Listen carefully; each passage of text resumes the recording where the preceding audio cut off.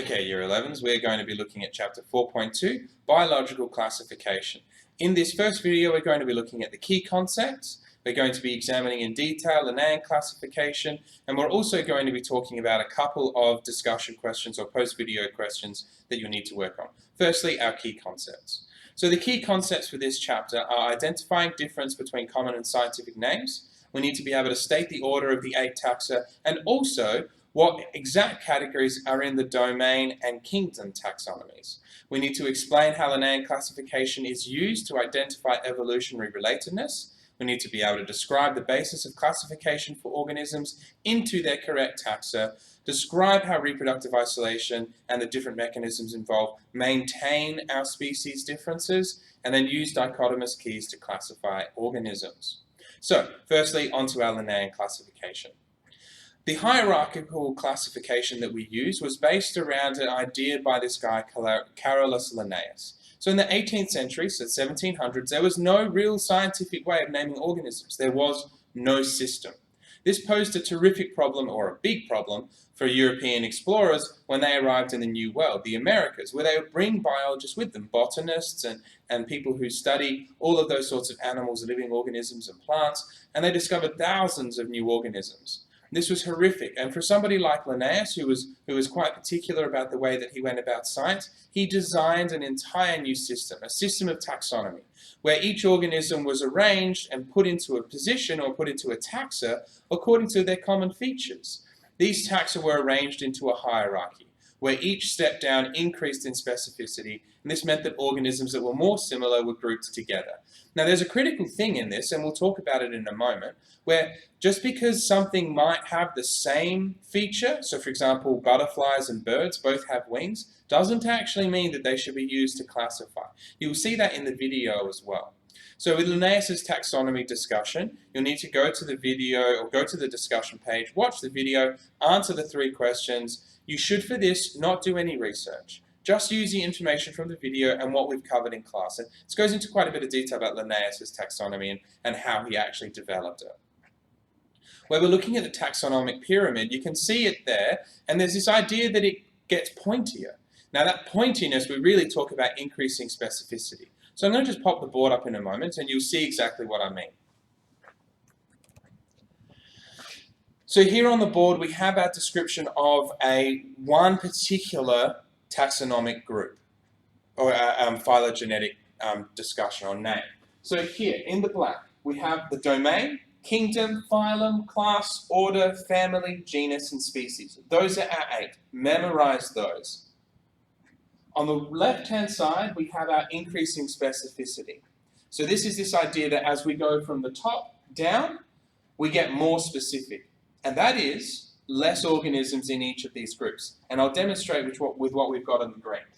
I might drop off here, so you might have to listen just to the audio. We have eukarya up the top. That's our first domain. And in that domain, we have kangaroos, humans, eucalyptus trees, brown snakes, and chimpanzees. So those are the populations we can find in the eukarya domain. When we take our first step down and we go into kingdoms, well, now we filtered one out because we're into the Animalia kingdom. So these animals are only going to be, these organisms are only going to be animals. That ditches the plant. So the eucalyptus tree is no longer in our grouping. All the other 4 are. We take a next step down and we go to the phylum Chordata. And we still have, so Chordata means you've got a spinal cord. So all of these animals, kangaroos, humans, brown snake, and chimps, they all have a spinal cord. So they stay. When we take the next step down into class, we're only dealing with mammals now. We're into the Mammalia class. We lose the snakes. They don't have the 3 bones in their ear. They don't have lactating females during pregnancy. They aren't covered in hair. They don't have all of the features necessary to be a mammal. When we go down now to primates, we lose our kangaroos because kangaroos don't have all the features that primates need to have. So we're only left with humans and chimps. Our next step down into our family, the family Hominidae, we share that with chimps. So that's a consistency there. The next step, genus. Chimpanzees are of the genus Pan. So they are not the Homo genus. They are out of our grouping now. And we're only left with humans. We go down to species and we are Homo sapiens. So we are the only Homo sapiens on Earth. Now this is really important. There's another feature here though. Part of our key concept was what's the relationship between each of these taxa, the domain, kingdom, phylum, blah, blah, blah, blah, blah. What's the relationship between that and evolution? Well, if we look up here, eukarya, there's a whole range of different organisms, and I could put lists of hundreds of thousands of the organisms that we've discovered, and they would all be within that domain. But when we take the next step down into Animalia, what we're saying is that they diverged. The organisms found in the domain eukarya diverged at some point. Some of them became animals, some of them became plants, others became funguses, and others became protists, algae and seaweed and those sorts of things are what protists are. And then we take another step down and there's a divergence again. Some organisms developed a spinal cord. They became the phylum Chordata. Others didn't. Others developed other systems, and so we have the insects and other organisms that don't have a spinal cord. So that's a really important feature that we've got there as well. Again, we go down to the class Mammalia, and we lose our snake because they don't have all of those features I mentioned before. They diverged once again. So we have this incredible tree of life. The tree of evolutionary relatedness, the taxonomic tree that we can develop, is a tree of life. Where did these organisms come from? And tracing them all the way back, we see that their similarities drive us to this original starting point, this theoretical first cell. And this system demonstrates that. Not perfectly, and we'll talk about that in a moment, but it does demonstrate that.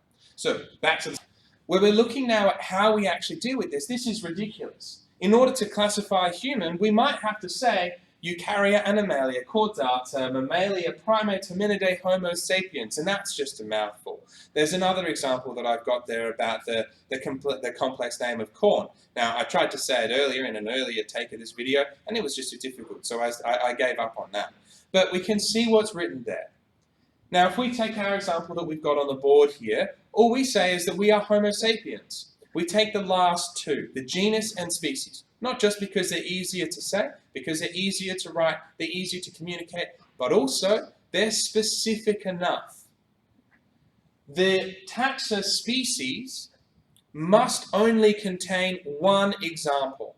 So if we look at the Zea maize, Zea meaning the genus, maize meaning the corn, so the specific or the species. And so we know that this means corn. And Homo sapiens means human. Now, we might have other versions of Homo organisms, but they're not of the same species as us. So when we write our binomial name or our binomial nomenclature, it's always going to be consistent. It's always going to be specific enough. And that's critical when we're talking about communication.